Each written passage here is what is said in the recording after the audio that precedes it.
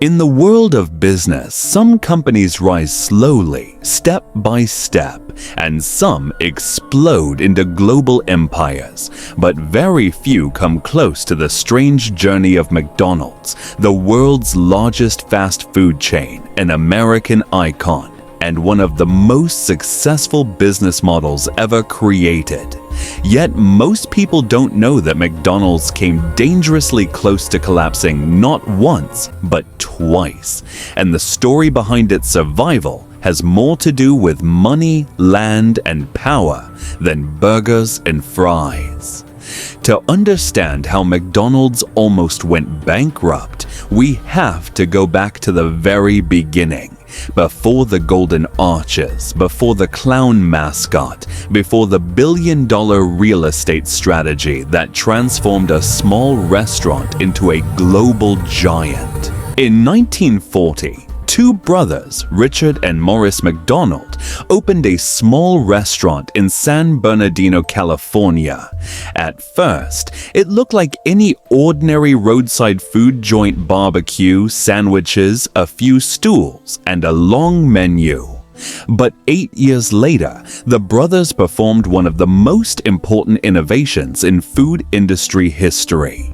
They noticed that customers always ordered the same items: burgers, fries, milkshakes. So they decided to redesign the entire restaurant around speed and efficiency. The speedy service system was born. Instead of a chef cooking everything on demand, the kitchen became a production line.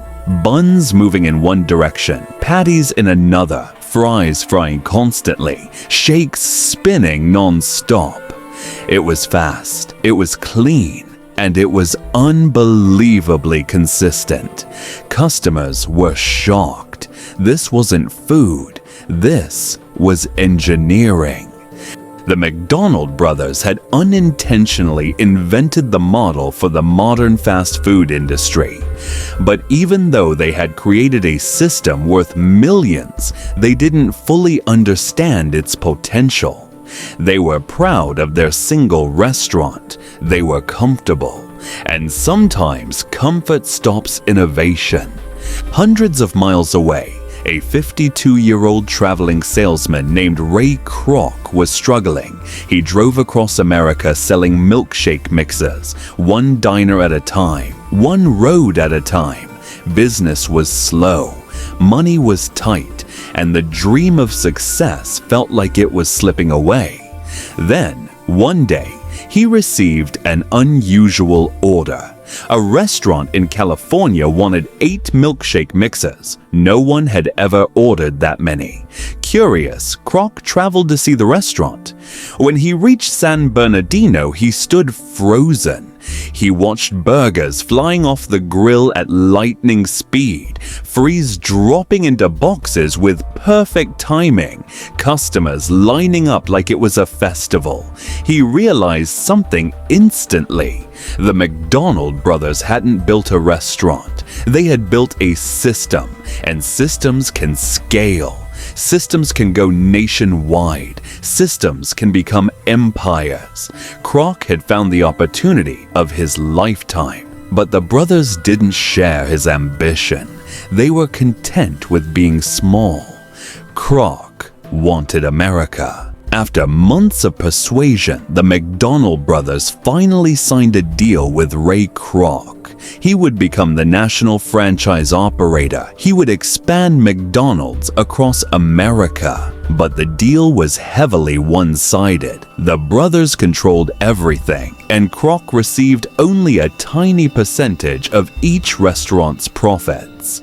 To grow the brand, Kroc traveled constantly. He opened new locations. He trained new franchise owners. He demanded consistency, from the burger size to the fry length. But expansion cost money, a lot of money. And Kroc's percentage was too small to sustain the growth. He had created dozens of franchises, yet he couldn't pay his bills. By 1959, McDonald's had nearly 100 locations, but Kroc was drowning financially. The more restaurants he opened, the more debt he collected. It was a business model designed for growth, but not for profit. And McDonald's, the brand destined for global domination, was standing on a cracked foundation. One wrong decision, one financial misstep, and the whole empire would have collapsed. Ray Kroc was nearly bankrupt. Franchising wasn't producing enough money. The McDonald brothers refused to change the contract, and investors were losing confidence. That's when someone unexpected entered the story, a financial genius named Harry Sonneborn. Sonneborn looked at McDonald's financial records for 1 hour and told Kroc a sentence that would change corporate history. "Ray, you're not in the hamburger business, you're in the real estate business." Sonneborn's idea was revolutionary. Instead of earning a tiny royalty from franchise owners, McDonald's would buy the land under each new restaurant. Franchise owners would not only pay fees, they would pay rent. Rent that increased over time. Rent that lasted forever. This changed everything. In one stroke, McDonald's became a landlord, a property empire, a consistent cash flow machine. The company no longer depended on burger sales. Its strongest asset became land ownership. Sonneborn's model pulled McDonald's out of its financial crisis. For the first time, Ray Kroc had enough power and money to grow the company aggressively. But this success made one thing painfully clear. Kroc had to take full control, and that meant removing the McDonald brothers. By 1961, McDonald's was booming again. But every major decision still required approval from the McDonald brothers. Kroc was furious. He had grown the brand, he had saved the company, he had risked everything, yet he still didn't own it. So Ray Kroc made a bold and ruthless decision. He offered the brothers $2.7 million to buy the entire company. This was enough for them to retire comfortably. After weeks of negotiation, the brothers agreed. The Golden Arches were now in Kroc's hands, legally, fully, permanently.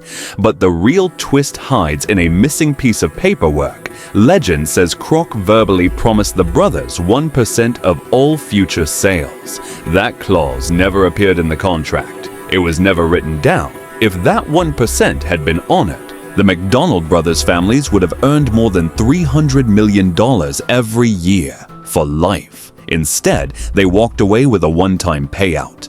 They built the idea. Kroc built the empire. But the cost of that empire was a fractured legacy. Soon after, Kroc bought the original McDonald's restaurant from the brothers and shut it down. Then he built a new McDonald's right across the street, a message that could be seen miles away. McDonald's belonged to Ray Kroc now. With full control and a powerful real estate model, Kroc moved fast. He standardized every detail: the menu, the colors, the kitchen layout, the employee training. Even the angle of the French fry scoop McDonald's became a machine, an operational masterpiece, a brand that could be replicated anywhere in the world. Leave this mouse and still feel exactly the same. By the 1970s, McDonald's was no longer a restaurant chain. It was a global institution, a symbol of American culture, and one of the most profitable business models on the planet today. McDonald's owns more than $40 billion in real estate. It earns billions in rent before a single burger is sold. The company could shut down food operations entirely, and it would still be a real estate giant. That's the secret behind its survival. That's the reason it never went bankrupt. And that's the brilliance of a financial strategy invented by a man who understood land better than fast food. The story of McDonald's is not just about hamburgers. It's a story of ambition, innovation, conflict, and ruthless decisions. A story where a struggling salesman saw potential where others saw limitations. The McDonald brothers created the system. Ray Kroc built the empire. Harry Sonneborn engineered the financial engine behind it all, and somewhere in the middle of this journey, McDonald's almost collapsed twice, but each time it was saved by reinvention. Today, the golden arches are more than a logo. They're a lesson in business strategy, a symbol of American capitalism, and a reminder that the biggest companies often stand on the narrowest edges. This is how McDonald's almost went bankrupt, and how it became one of the most powerful companies on earth.